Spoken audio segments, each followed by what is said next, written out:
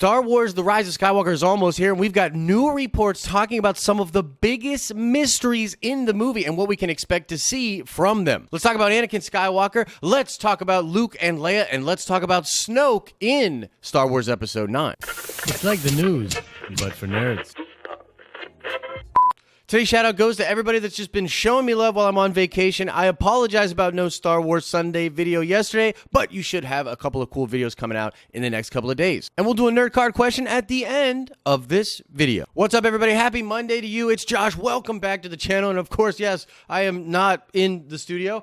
I'm on vacation. But I did want to talk about some of the things that are going on with the Rise of Skywalker, particularly these big spoilers that we've been hearing about. And I do want to mention right off the top, this is all coming from Jason Ward over at makingstarwars.net. He has been dropping a lot of crazy scoops in the past couple of days, and he's been doing it for a reason. Jason is currently doing his yearly Kessel Toy Run, which is a drive to give Star Wars toys to children that are in the hospitals during the holiday season. It's a great cause, so I wanted to plug it. Go over there, check out the Kessel Toy Run, buy some toys for these kids, man. Let's share some positivity this time of the year for these kids and when it comes to Star Wars. Seriously, go check that out. Tell them Josh sent you. Oh, and I should issue a spoiler warning. If you're watching this video about leaks, you probably already know that it's spoilers, but, just so you know, spoiler warning, none of this stuff is 1,000% confirmed to be in the film, but it's coming from Jason, who in my opinion is a very reliable source, and so I do expect much of what he's talking about here to actually end up in the film. Okay, first up, let's talk about the Skywalkers. This was really interesting. Again, one of these things that Jason broke recently to sort of push the toy drive, but he was talking about how the Skywalkers will know about Rey in the Rise of Skywalker. And in Jason's recent report about this, he's talking about how JJ had always loved the Palpatine idea, even back when he was doing Episode 7,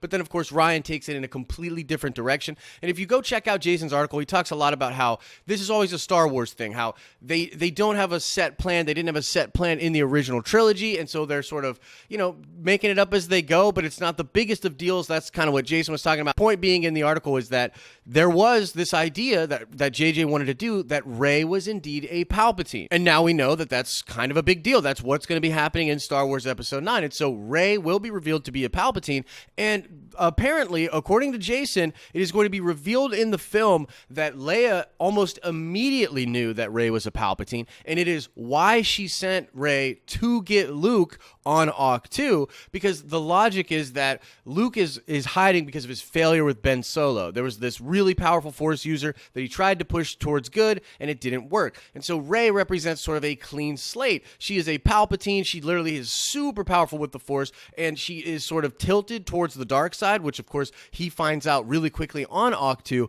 But Leia knew this and sent Rey there knowing that Luke would have a chance to then turn this Palpatine to the light side, and thereby sort of making up for his failure with Ben Solo. And according to Jason, Luke will know that she's a Palpatine, and he knew she was a Palpatine on Ahch-To, perhaps after she goes to the dark side immediately during the lessons or something like that. But Luke knew that she was a Palpatine and was terrified of this, and that will hopefully come into play in the film. And I think this is super cool because it kind of adds some context to both of the prior movies. Like, Luke's attitude towards Rey is perhaps a little bit more understandable if he knows that she is a Palpatine. That's pretty wild. And also, when it goes to Episode 7, a lot of us were like, why send Rey to Ahch-To? It doesn't even really make sense. Why wouldn't Leia just go? But this also gives it a little bit more of meaning. If this is truly what was going on and the Skywalkers knew more or less that Rey is a Palpatine, some of their behavior makes a little bit more sense in the other two movies. So I personally think that's pretty cool, but I want to know what you think. What do you think about the Skywalkers knowing about Rey's lineage, knowing that she is connected to Palpatine, and how that might recontextualize things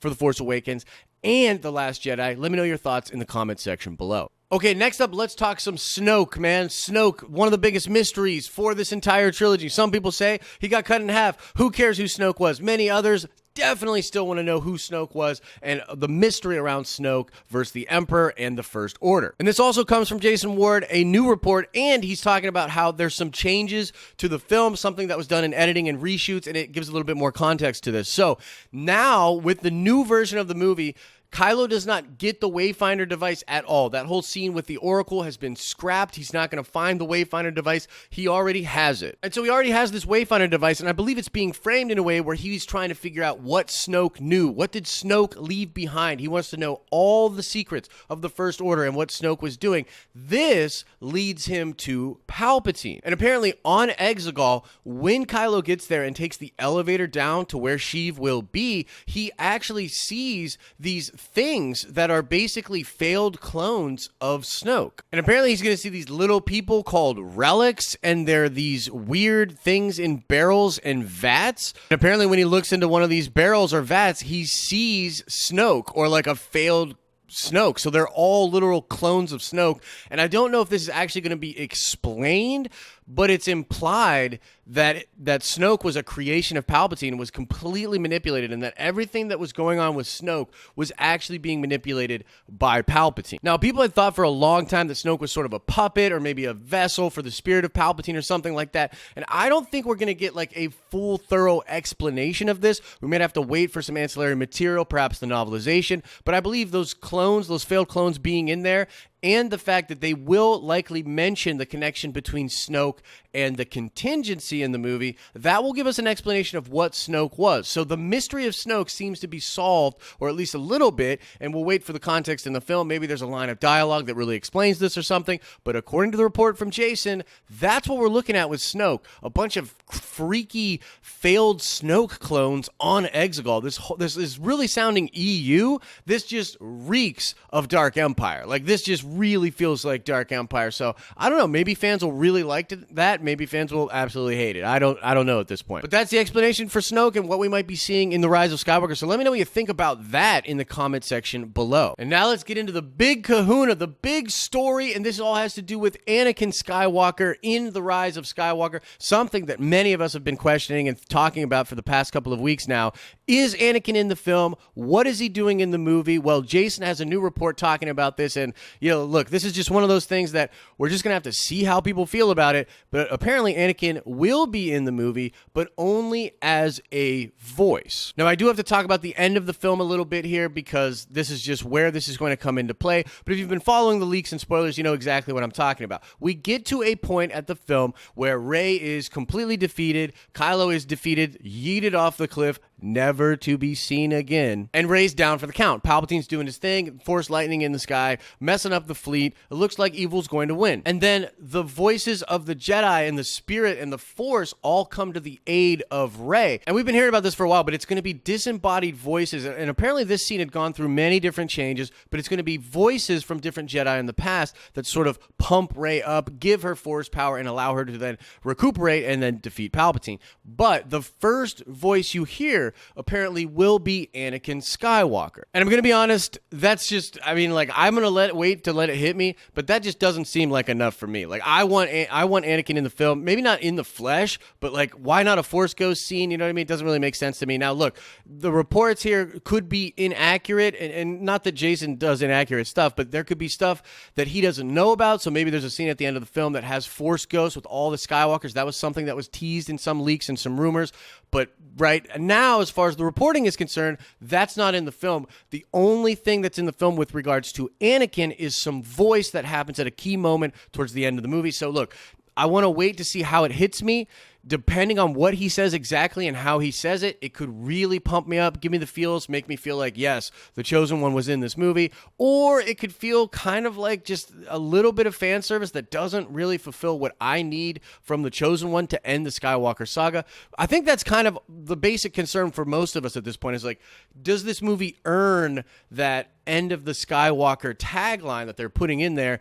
I don't know. I don't know what to tell you. I don't know, but that is the news with regards to Anakin from pretty good, reliable sources, guys. So I'm really curious. What do you think about that? Is that enough Anakin in the film for you?